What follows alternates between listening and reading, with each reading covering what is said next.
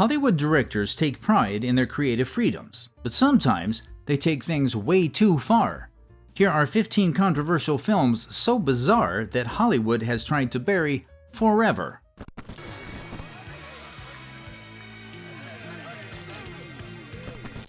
Number 15. Cannibal Holocaust. Genocide, screams, and malevolent scenes of animal murders all before the events of the title. Cannibal Holocaust is easily one of the most controversial movies ever made. Italian horror enjoyed a prominent global presence during the 1980s, producing countless captivating fright films. However, through works by filmmakers like Dario Argento and Lucio Fulci gained significant influence, a different trend brewed in Italy: jungle-set cannibal movies. Saying the Cannibal Holocaust lived up to its name in so many ways is a massive understatement. The film centers on a group of American filmmakers venturing into the Amazon to locate a missing expedition that was investigating cannibal tribes. The story unfolds through the recovered footage of their own ill-fated journey, where cannibalism is merely the dessert course. Before the gruesome climax, viewers were already serenaded with an unprecedented number of sadistic scenes. Blood, torture, genocide, limb removals, these and many more had a huge chunk of screen time, including news footage of real-life executions. But perhaps the most controversial aspect of Cannibal Holocaust is its graphic depiction of animal killings, a choice director Ruggero Deodato later came to regret.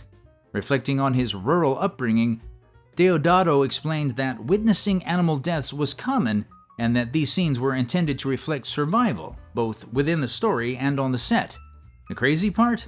His edit, according to multiple accounts, cut out a lot of the excess. We can't even imagine how shocking the uncut footage must have been. More troubling, though, is the treatment of humans in the Cannibal Holocaust. Although Ruggero Deodato expressed support for the indigenous people of the Colombia-Brazil border, the movie fails to credit them or explore their authentic tribal customs. This made critics severely accuse him of racism and exploitation. To his defense, Deodato asserted that the indigenous people understood being depicted as cannibals, explaining it reflected ancestral traditions where defeated tribe leaders were consumed by victors, a practice they reportedly acknowledged as part of their history. Curious about the movie's aftermath? Well, let's just say it was met with mixed reviews. Though the movie generated a lot of buzz, mostly for its shocking scenes, Deodato was put on trial in Italy on suspicion of unaliving his actors. He even had to bring one of the cast members to disprove it in court. Deodato was, however, fined for animal cruelty, and the movie was banned in around 40 countries, too, including the UK until 2001.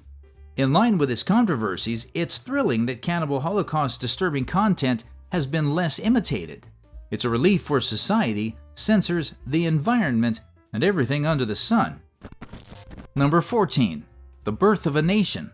What would you reckon happens when a Civil War epic is released in one of America's most nervy, infamous eras? Yep, our thoughts exactly. The 1910s were a fertile time for cinema. Film production began shifting to Los Angeles during World War I, and the medium evolved into the storytelling art form we recognize today. During this time, D.W. Griffith released The Birth of a Nation, a black and white epic depicting the American Civil War and Abraham Lincoln's assassination through the lens of two families. Though 2025 marks 110 years since its release, the film continues to haunt America's history. It wasn't all bad at first. Millions of Americans were captivated by the film, with many praising its groundbreaking technical achievements. It introduced close-ups, tracking shots, and innovative editing techniques to mainstream cinema and earned distinction as the first 12-reel non-serial American motion picture. What's more, the numbers speak for themselves. Despite costing a massive budget of over $100,000, the movie smashed 50 to 100 million at the box office. It was the highest-grossing film in history until 1939's Gone with the Wind, and the first film ever to be specially screened for a president in the White House. However, the film was steeped in controversy. Black audiences immediately criticized its racist portrayals of African American characters, many of whom were played by white actors in blackface and depicted through harmful stereotypes. Worse, it glorified the formation of the supremacist hate-mongering, right-wing terrorist group, the Ku Klux Klan. The film's use of the white cloaks and burning crosses became significant iconography of the organization's revitalization in 1915 by William Joseph Simmons at Stone Mountain near Atlanta. In response to its portrayal of African Americans and Civil War history, African Americans nationwide organized protests. Led by black leaders and the NAACP, millions of Americans argued the movie should be banned, citing racial tensions and violence. Though these campaigns were largely unsuccessful, the film was, however, barred from release in Ohio and cities like Chicago, Denver, Pittsburgh, St. Louis, and Minneapolis. Can you see why the film's formal influence is matched only by its ugliness? A proposed 2004 screening at Los Angeles Silent Movie Theater was canceled after arson threats. Hollywood has tried to keep this ugly chapter hushed, but history cannot always be altered. The power of Christ tells you that the power of Christ. Number 13, The Exorcist. Would you believe me if I told you there was a movie so scary, so diabolical, so irritating that it would make you faint before the hour mark? As crazy as it sounds, this was the reality for many moviegoers in 1973 when The Exorcist premiered. According to a New York Times report, the film's intense and graphic content caused bizarre reactions among viewers, many of epic proportions. Some vomited, fainted, or left the theater feeling nauseous and shaken before it ended. A security guard even claimed several people suffered heart attacks, and one woman reportedly experienced a miscarriage. Can you believe that? This American supernatural horror film, directed by William Friedkin, follows the demonic possession of a young girl and an attempt to rescue her through an exorcism by two Catholic priests. However, since the film revolved around religion, it came as little surprise that the Catholic Church wasn't exactly thrilled to see the light in which the priests were portrayed. The film was cited by the church as unsuitable for a wide audience, and the cardinals in Boston loathed the film and wanted it banned. Many people despised the film, including Billy Graham, who wasn't Catholic. He strongly condemned it, even claiming that the devil was in every frame of the film. What's worse is that many children were allowed to see these scary scenes, including a realistic cerebral angiography. This resulted in accusations that the Motion Picture Association of America gave the film an R rating instead of an X rating to help secure its commercial success. Several cities attempted to either ban it completely or prevent children from attending screenings.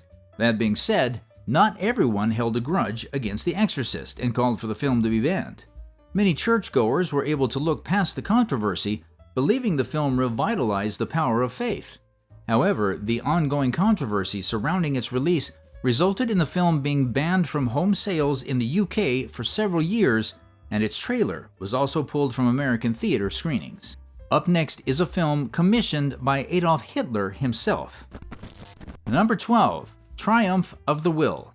Hey, remember that time Adolf Hitler commissioned a film? Yes, we're talking about the infamous 1935 film that centered on Hitler and the meticulously orchestrated spectacle of the 1934 Party Congress, where reality was manipulated to create a documentary record of the event.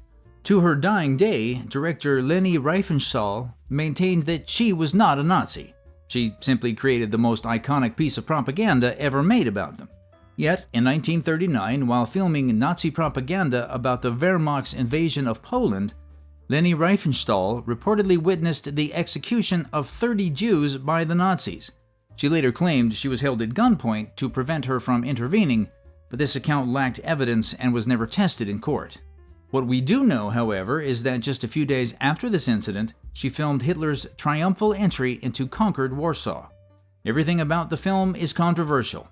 It chronicles the 1934 Nazi Party Congress in Nuremberg, which attracted over 700,000 Nazi supporters. Worse, it features excerpts from speeches by Nazi leaders like Hitler, Rudolf Hess, and Julius Streicher, alongside footage of Nazi trips in masses as well as public reactions. The central theme of the film is Germany's resurgence as a great power under Hitler's leadership and attempts to whitewash history a bit. Sure, it didn't explicitly glorify the regime's atrocities, but but it omitted any negative aspects or the brutalities they were inflicting upon various groups. Creating an idealized image of the Nazis, Triumph of the Will uses grandiose imagery to present the Nazis as a dynamic, forward-thinking movement by focusing on spectacle and nationalistic pride rather than the political repression, militarism, and violence associated with the regime. You let life defeat you. You don't fight back. What chance has a woman got? More chance than men. A woman, young, beautiful like you, can get anything she wants. Number 11. Babyface. Before the strict enforcement of the production code in 1934, Hollywood films often portrayed women in a starkly different light than what we know today. They pursued their own desires and their sexuality to climb the social ladder, often challenging the dominance of men. Is this problematic? Yes, it's unacceptable how tons of Hollywood movies splurge this rhetoric over and over. Babyface changed the status quo, but at a huge cost. It tells the story of a young woman who, disillusioned with her life as a prostitute in her father's saloon, decides to use her charm and allure to climb the social ladder in New York. Throughout the film, the men around her are completely under her control, becoming mere stepping stones for her as she pursues her ambition. However, the film broke so many rules of the code that it was essentially unfit for release and was banned by censors across the country. Significant cuts were made to Babyface to meet censor approval. And less than 6 months after its release in December 1933, an amendment to the production code was introduced. It required all films released after July 1, 1934, to secure a certificate of approval before being shown in theaters. Additionally, the film also featured off-screen violence and explicit scenes of smoking and drinking in a speakeasy setting. As a result, it was banned in several major cities, prompting Warner Bros. Studios to take swift action. In response, the film was edited to remove Lily's exploration of Nietzschean philosophy and other sexually suggestive scenes.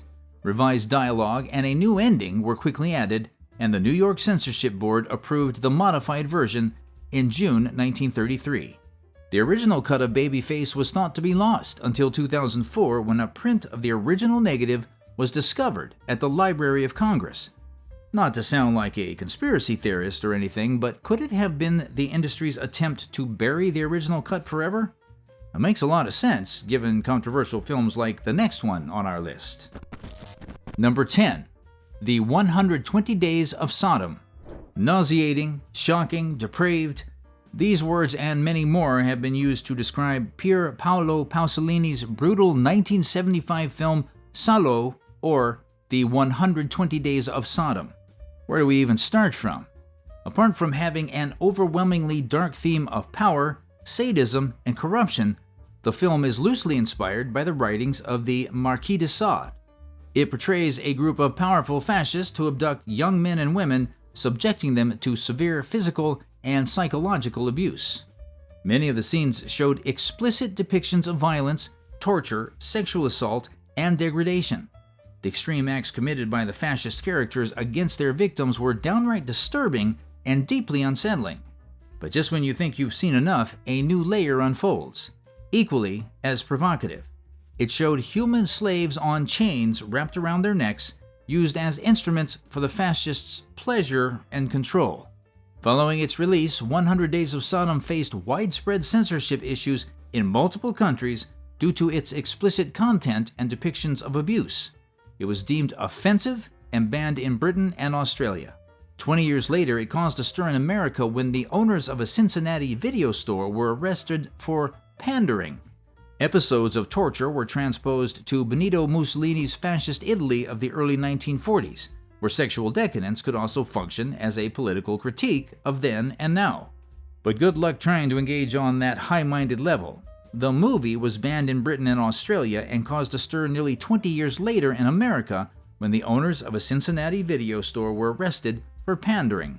For all of its provocative tendencies, perhaps the most unsettling legacy is the tragic fate of its director, Pasolini, who was mysteriously murdered just weeks before the film's world premiere. Number 9. I Spit on Your Grave. Say what you will about Mayor Zarchi's 1978 film, but it deserves to be considered the most controversial film to ever hit Hollywood. During its wider release, it was branded a video nasty in the United Kingdom and was a target of censorship by film commissioning bodies. But why wouldn't it be? It had extreme graphic violence and lengthy depictions of gang essays that took up to 30 minutes of the entire runtime. Notable film critics like Roger Ebert called it a vile bag of garbage and the worst movie he had ever seen. The worst part of it was that the directors and writers failed to buttress the psyche of Jennifer, the leading female cast member who was assaulted. Rather than pressing on why she turned dark and sought revenge, the film was open to many interpretations, leaving lots of male audiences identifying with the attackers instead. Deliverance was just way too poor, in our opinion. Several countries, including Ireland, Norway, Iceland, and West Germany, completely banned the film, arguing that it glorified violence against women. Canada initially prohibited the film, but in the 1990s, it allowed each province to decide whether to permit its release. Think that's crazy? Wait till we tell you about the story of its release in Australia. The censored version of the film was released there in 1982 with an R18+ rating, but faced a ban appeal in 1987. Then it was reclassified in 1997, which led to yet another ban. The uncut version was re-rated R18+ in 2004, thus ending one of the most controversial bans in the nation's history. Coming next is a film equally as terrifying, albeit for different reasons. Woman. You know what I mean? Huh? You. If you're a good girl, when I get to Paris, I'm going to buy you a big hat with a long... Number 8. Freaks. Would it be fair to say that one of the saddest things about being a millennial or Gen Z is that you've probably never seen 1932's Freaks? It wasn't a masterpiece, or anything close to it.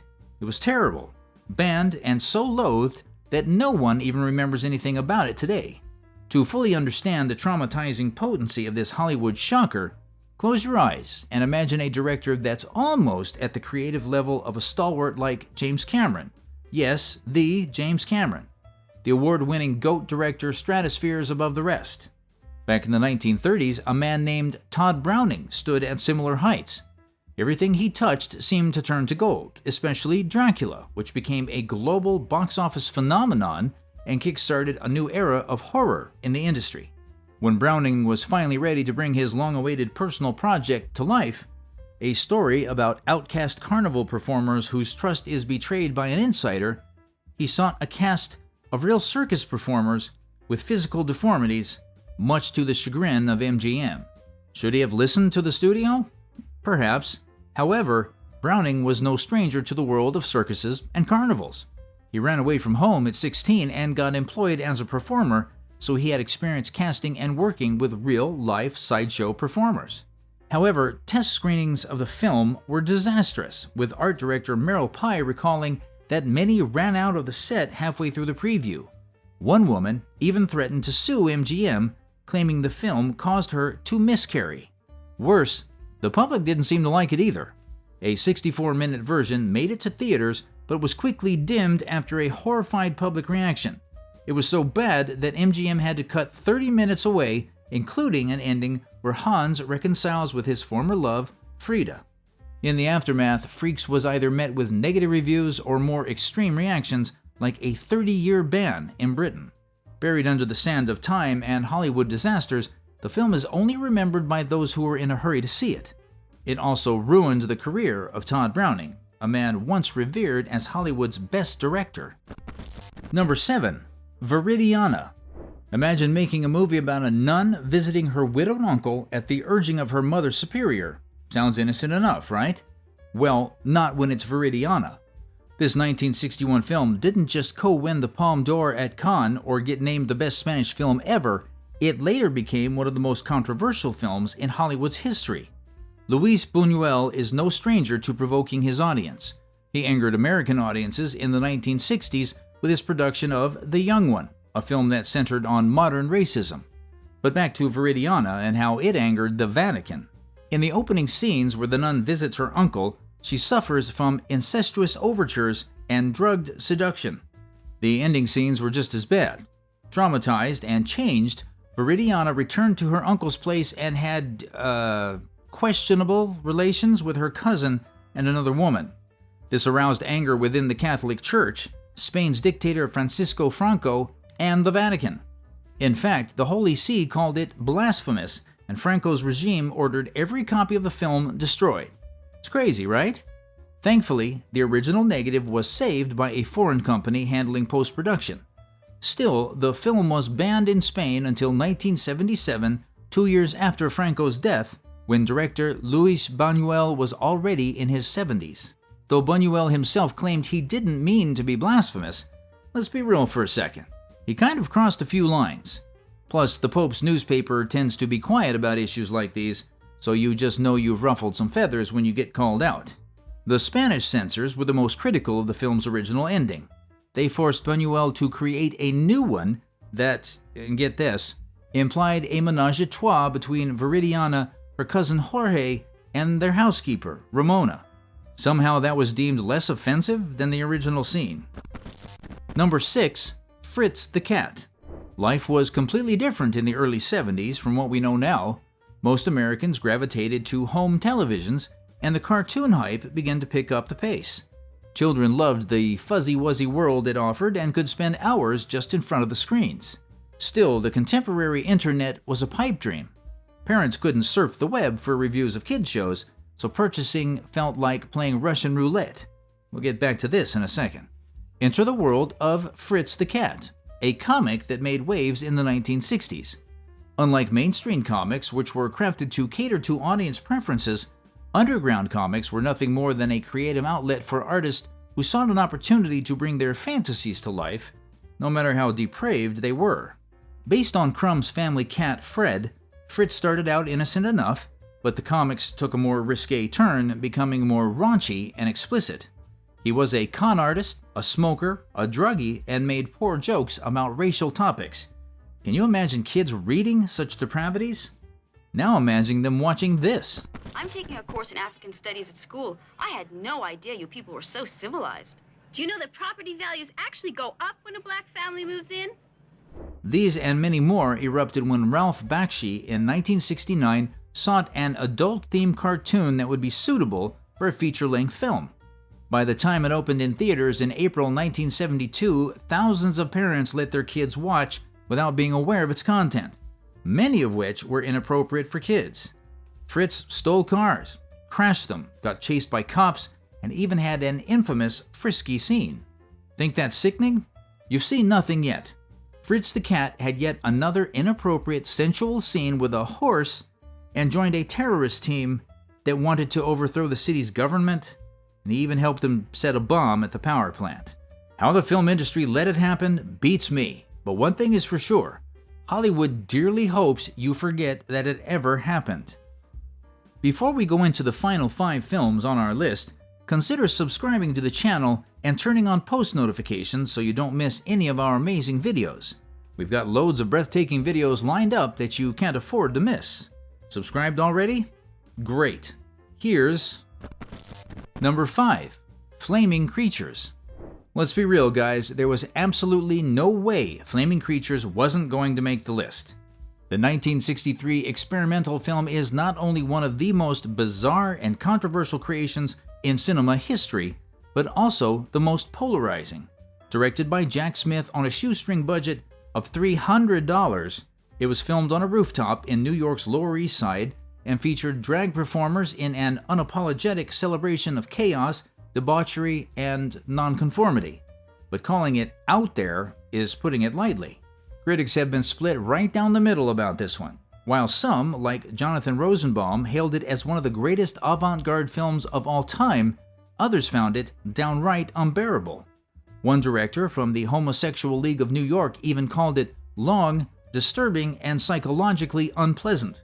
So what was it about Flaming Creatures that caused such an uproar? Well, for starters, it was provocative in ways that 1960s just weren't ready for. In a time when Hollywood was famous for being conservative and pushing morality, here lay a film that challenged gender norms through its use of intersex representation and unapologetic depictions of sexuality. Oh, and then there's the scene with the vampire Marilyn Monroe lookalike rising from a coffin to prey on lifeless bodies. A haunting and unsettling image that cemented its reputation as a truly out there film. Naturally, the backlash was swift. The film sparked a national scandal, getting banned in 22 states and 4 countries. Police even raided one of its screenings in 1964, seizing a copy and prosecuting organizers under New York's obscenity laws. It didn't help that Flaming Creatures was too explicit for many venues to screen. But Jack Smith wasn't alone in the battle. Jonas Mekas, one of the prosecuted organizers, made a powerful case for artistic freedom, calling obscenity laws absurd and oppressive. To Mekas, artists had a duty to share bold, meaningful works with the public, even if it meant facing legal consequences. Ironically, Flaming Creatures became Smith's most recognized work and, sadly, his last completed film. Frustrated by the fame and controversy it brought him, he spent the rest of his life exploring other creative outlets, often incorporating his grievances over its distribution into performance art. Despite the chaos surrounding it, the film has been restored and preserved, ensuring its place in cinematic history. Think that was intense? Wait till you hear how the next Western drew controversy for its unsettling graphic depiction of violence and unglamorous portrayal of the American frontier.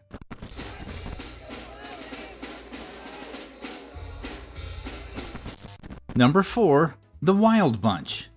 I know, The Wild Bunch isn't exactly a film that Hollywood would rather you forget. It's one of the greatest Western films of all time and had one of the biggest shock values in old Hollywood. But it picked up a pretty significant stick for its gunslinging violence. The plot isn't too spectacular. It follows an aging outlaw gang on the Mexico-United States border trying to adapt to the changing modern world of 1913. Surely that wasn't too controversial? What really raised brows was the intense graphic, violent display of crude men attempting to survive by any means possible.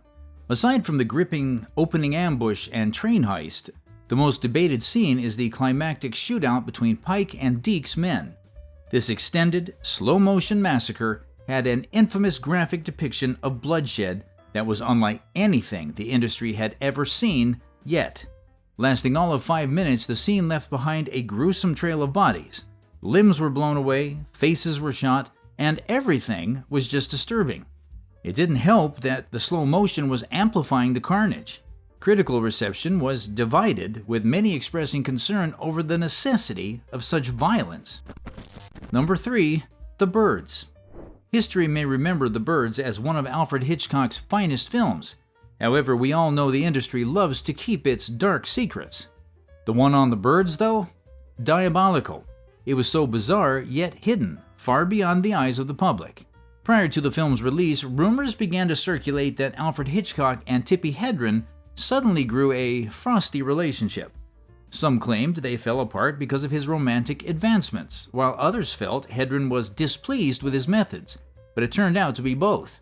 In her memoir, Tippi, a Memoir, Hedren opened up about the treatment she endured on the set, describing Hitchcock as obsessive. Worse, she recounted several disturbing incidents where he would forcibly try to touch her after she repeatedly rejected his advances. The troubling behavior didn't stop there. Remember the phone booth scene?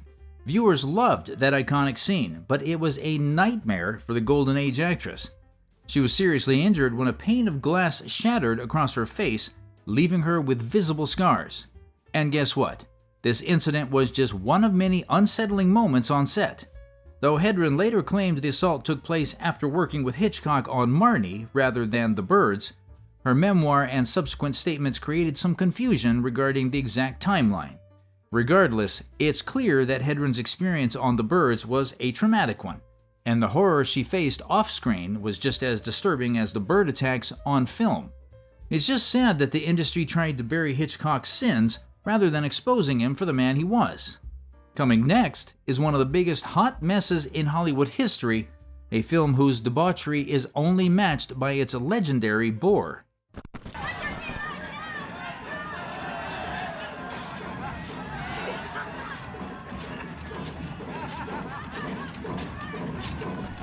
Number 2. Caligula. Would it be far-fetched to say Caligula is one of the worst films in old Hollywood? It flopped so hard that Hollywood prays you forget. The 1970s was an interesting era for independent movie financing. Adult magazines took notice of a profitable industry ripe for the taking and released barrages of unclad models and posters. Several of the top players sought to extend their brands and make more millions by getting into other forms of media. But sadly, it was this gold rush that led humanity to Caligula. Make no mistake, guys, Caligula failed to do everything it set out to. It was neither good art nor cinema. Roger Ebert even berated the terrible debauchery scenes. It frequently appears on lists of the worst and most controversial films ever made, making it a prime target for those with a morbid curiosity about the darker corners of cinema. But why exactly was it so controversial? To start with, the cut material didn't just have explicit scenes of real coitus. It also had episodes of violence and assault that almost felt like the directors were begging for the film to get canceled or banned. It even had scenes of disemboweling, SA, and even the removal of limbs. Can you imagine how shocking that must have been in the 1980s? Not even contemporary directors would dare to be so wild. More than 8 minutes of pure footage were cut before Customs and Excise, the lawyers, and the BBFC were satisfied that the film no longer contravened UK laws. Not that it changed much, though.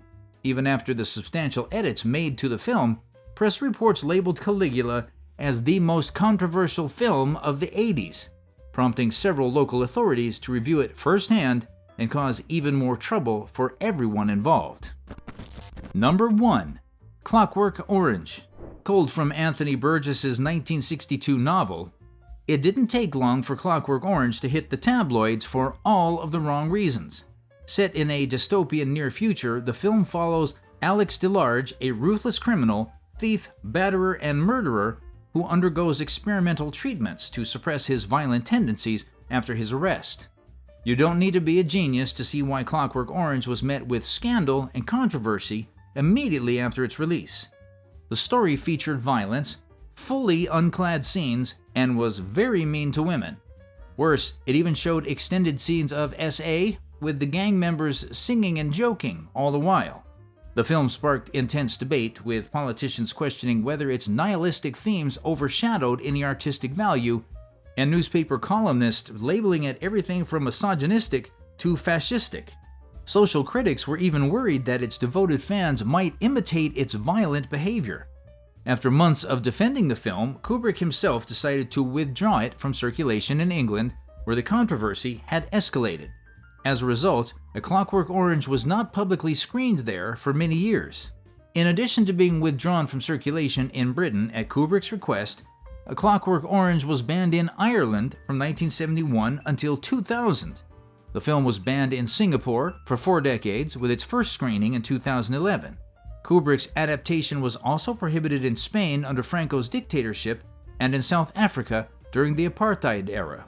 Though A Clockwork Orange managed to hold out and drop most of its criticism, over the years, it doesn't change the fact that its release was one of the most controversial facets of old Hollywood. Hollywood may try to hide details from each of these 15 films, but we know better. History would never forget, and now you won't. If you enjoyed this video, hit the thumbs up and share it with your friends so they won't miss it. Don't forget to subscribe and keep the conversation going in the comments on the most shocking film on today's list, or any that we might have missed. Ready for the next ride? You're one step away. Click on the video currently displaying on your screen for yet another walkthrough of Hollywood's biggest secrets.